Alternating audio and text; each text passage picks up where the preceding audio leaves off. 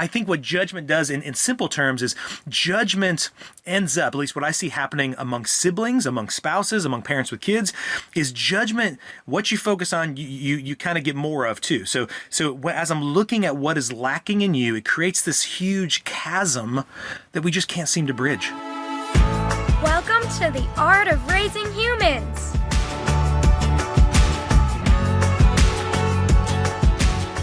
Hello, and welcome to episode 16 of the Art of Raising Human podcast. I'm Kyle.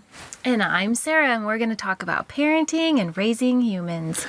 And today, we wanted to kind of piggyback off of our last podcast that had to do with shame. Now, we're not going to keep talking about shame. I felt like we really spent a lot of time on that, and hopefully it was helpful to you. But today, we really wanted to hit another subject that I thought kind of just touched upon that. And I know specifically in Sarah's and my parenting journey, judgment has been a big barrier to us being the parents we would like to be. So I'm kind of using this in combination with shame as I was just thinking about what's the barriers I see most often in myself, in us as a couple, and in parents we work with, to really being able to be that dad or mom that they wish they could become. And I find judgment seems to kind of seep in there and really cause a lot of conflict and keeps people from growing the way they would like to grow. So today, when I'm just thinking about judgment, how do you see that, Sarah? How do you see judgment kind of playing out in our parenting and in other people's parenting that you've helped in the past?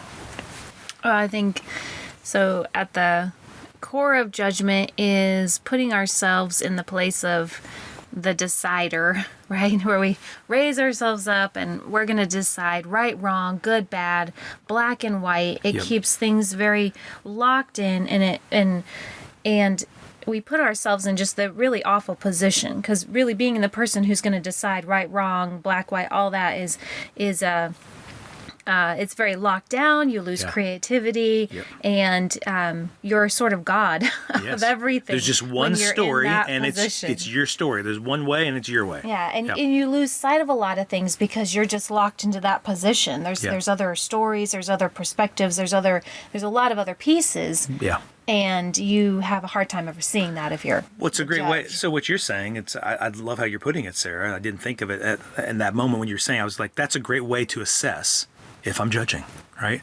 If I'm looking at what my kid's doing or what my spouse is doing, I'm like, there's one way. There's only one way to do it. And you know what's fishy about that? It's my way. So my way is the only way. That's probably me judging them, right? Yeah. And what you said as well, what we know from talking to a lot of different marriage counselors, we have some great friends who are great marriage counselors. And something they emphasize a lot in marriage counseling is the differences are the strengths. Mm-hmm. That's actually the beauty. Like the fact that all of our kids are different is awesome. It would be gross if all of us did it the exact same way.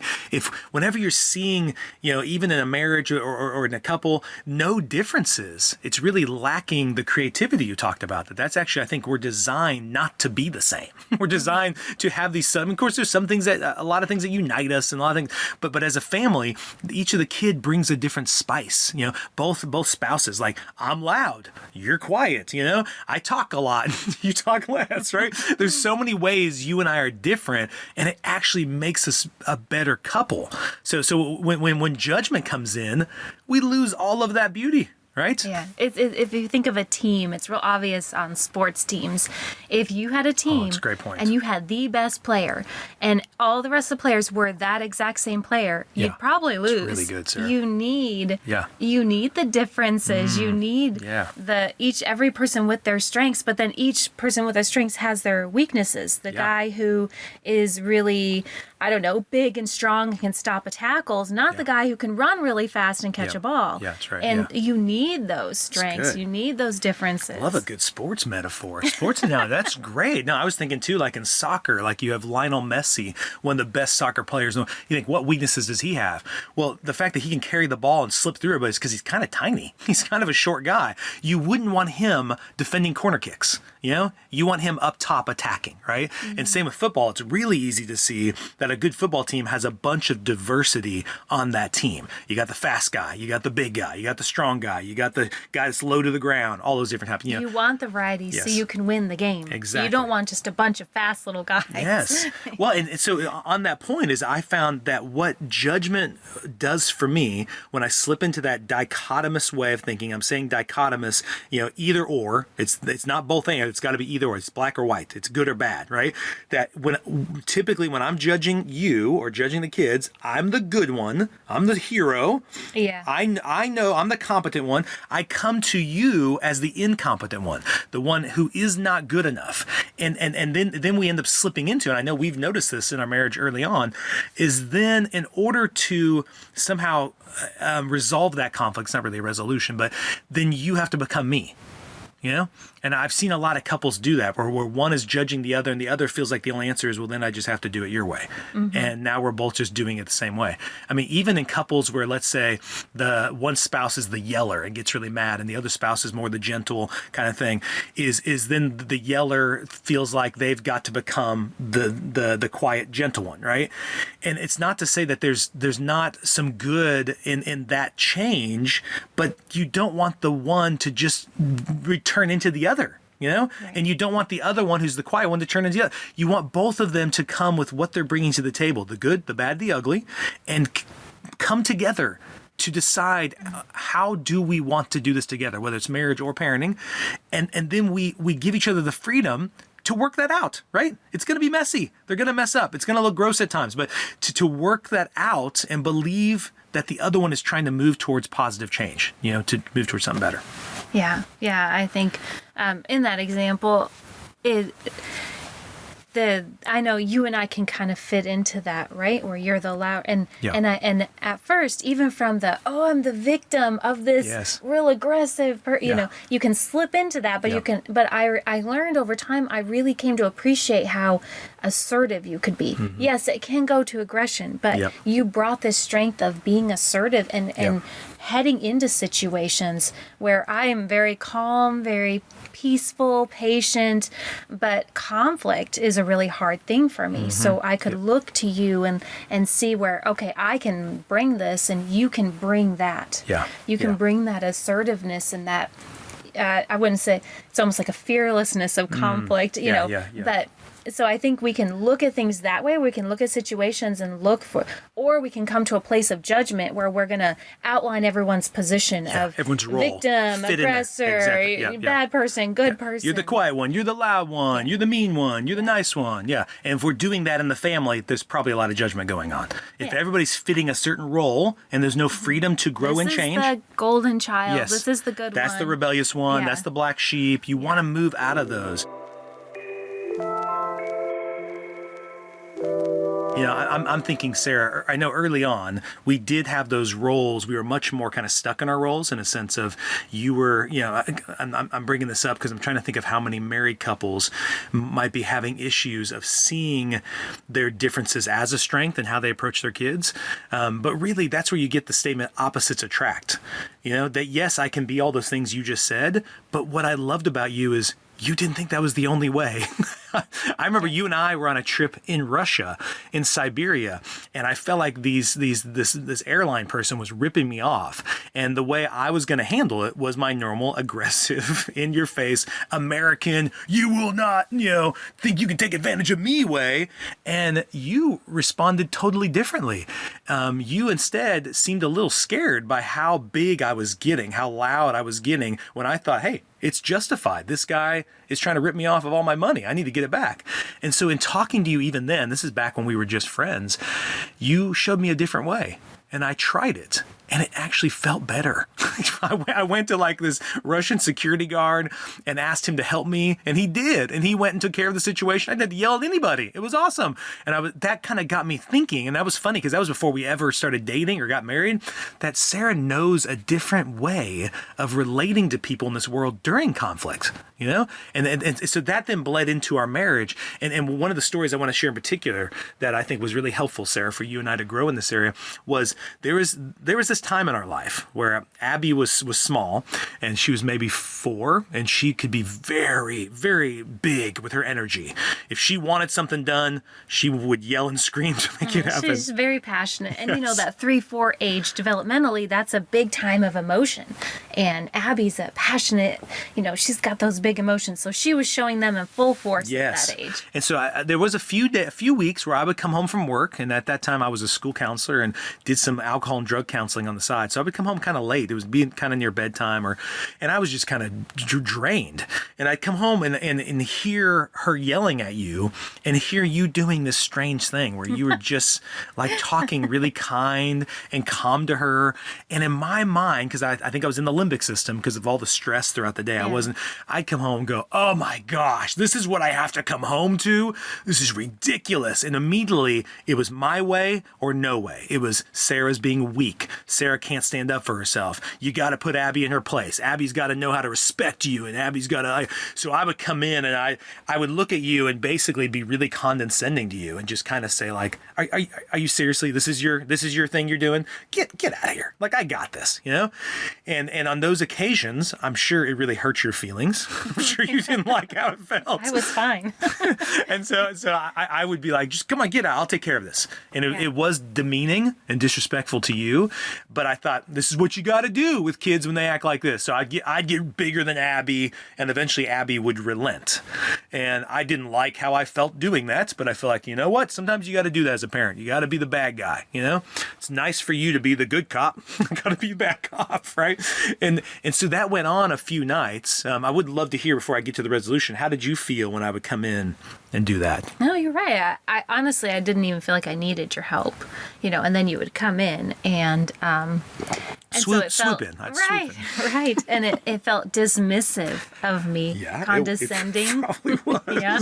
Yes. And then I would feel, I also felt for Abby, who I knew was in a rough spot, like emotionally. Yeah. She was being 4, Yeah. and whatever was wrong for her felt like the world was crumbling. Yep. And then all this energy comes in to her place of big energy. Yeah, yeah. And so I remember that night, or a couple nights into this, and we'd already been doing some of this training with Dr. Becky Bailey in Conscious Discipline at the time. And I remember we came back into the living room, and I was upset. I was still kind of hot. I was like, I'm so tired of coming home from work and hearing all this chaos, Have it under control, for goodness sakes, And so I remember you were sitting on the couch, and I said to you, I get so tired of you being passive, because then when you're passive, it makes it to where I have to be aggressive. And do you remember what your response was? You said, she's shaking her head. Yeah, That's not no. good. I don't remember. No. I remember the conversation. Yes, I don't remember what I said. no, you just said, well, that's funny, because I feel like I have to be passive, because as soon as you come in that door, I know you're going to be aggressive. And I felt like you'd kind of done a Jedi mind trick on me, because I was definitely the good guy. You were the bad guy. And you flipped it to where maybe I might be the bad guy. And we needed to get out of that dichotomous, right? That dichotomous thinking. And so then I just was like, fine, what do we do? And you said, well, let's try to do what we've been learning and what we've been teaching. Why don't we try to just be assertive with each other? Why don't we try to stop judging one another? So I was like, what does that look like? And you were telling me, well, when you come in from work and you hear me and Abby having this problem, why don't you ask me if I need help? Just ask. And that thought had never crossed my mind, because it was obvious you needed help. And so just ask. And you said this. I thought this was really interesting. You said, I might even need your help. The way I'm doing it in there might not even be the best way to do it, but I have to figure that out. Abby needs to see me figure that out. Maybe it will look more like what you're doing. Maybe eventually it's the direction I need to go, but I need to figure out how to do this moment with her, and she needs to know I can do it with her. Otherwise, this is just going to continue happening. And I thought that sounded really good. It's like a really valid point. But then you added on it, the cherry on top of that, to kind of move away from this judgment thing, is you said, and if I say I don't need your help, just go sit on the couch and maybe pray for me. At least think positive thoughts about me. And I was like, okay, I can try that. And I remember that was a really life-changing week for me, because it did happen again the next night. I did come home, and Abby was upset, and I came in and I said, do you need my help? Because you looked like you obviously did. And you said, no, thank you. I've got it. And I went back to the couch, and at first I'm sitting there just in judgment, just like, oh my gosh. Oh yeah, that's going to work. Oh, what did you just say? I'm just like picking apart. And then Kyle, shush the judgment, get into a better space, just support her. So then I just started saying a little prayer for you, started thinking, and then all of a sudden I heard Abby start to calm down. Abby all of a sudden start to resolve the issue with you. And I was like, oh, that's interesting. And I thought the next night, I want to see if this works again. Next night, it happened again. But this time, do you need help? No, I don't. I sat on the couch. And this time, I just moved right into the space of just like curiosity. And I was like, dang, Sara actually knows what she's doing. I guess after counseling all those kids all those years, maybe she did learn some things that I hadn't quite learned yet, just being a school counselor. And so I would sit there, and so I started to pick up, like, oh, I'm gonna try that next time. And then when the thing got done, I was like, honey, that was awesome. You did really great. Or I'm really impressed with how you did that. And I started to grow in gratitude and admiration of your ability to like pave this whole new path that looked like nothing I'd ever tried. Very, very rarely had I ever even seen somebody do it that way. And I thought, that's really interesting. I want to add some of those components to what I'm doing and see how effective I can be with those extra things added to it.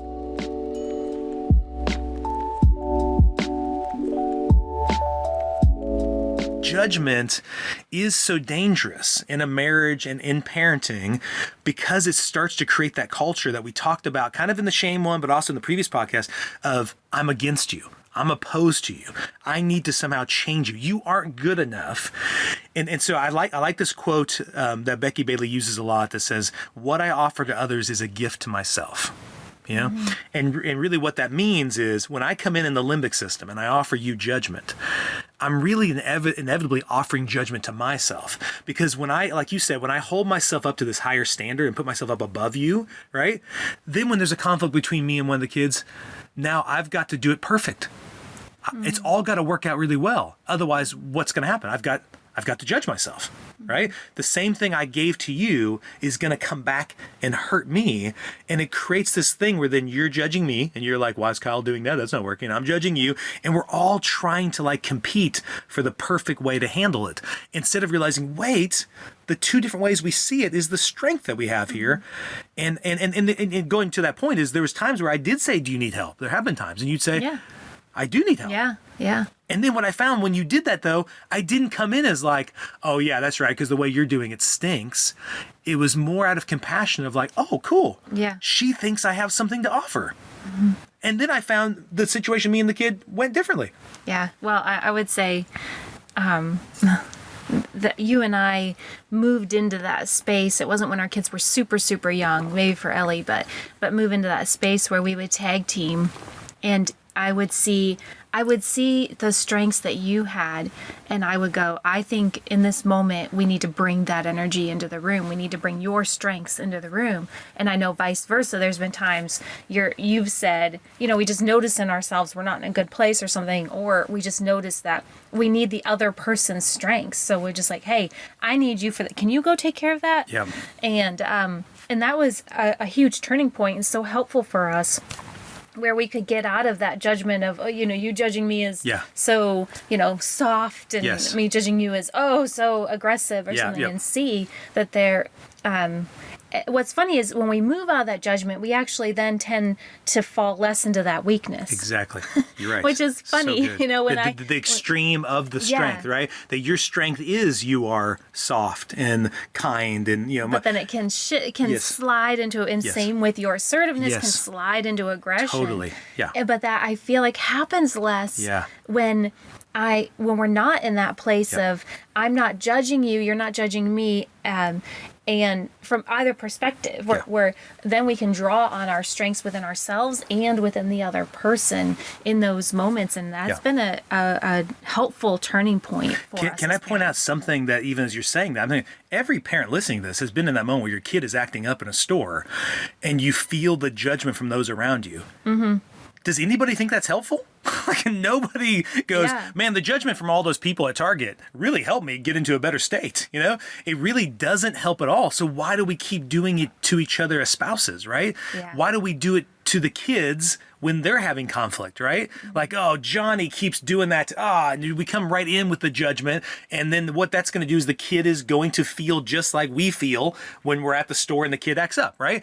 It's a yucky feeling, and I like something that you and I have purposely tried to do, not every time, but lots of times if there's somebody, a kid acting up in a store and a parent is getting kind of upset and they look kind of rattled, is our kids will go, wow, that parent's getting really upset. We'll stop for a second and do the same thing you asked me to do, which is maybe pray for that parent. Maybe send some positive thoughts to that parent, that parent is trying to do the best they can in that moment. And even though it may not be coming out very well, it may be coming out harsh and mean, they really do want to love that kid. And they really, in that moment, just don't know how, probably because they're afraid they're being judged. They think everybody around them is going, you are not good enough. You stink look as at a parent. your child. That's How right. they're behaving. Do I need to call somebody on you, right? And so I think what judgment does in simple terms is judgment ends up, at least what I see happening among siblings, among spouses, among parents with kids, is judgment. What you focus on, you kind of get more of too. So as I'm looking at what is lacking in you, it creates this huge chasm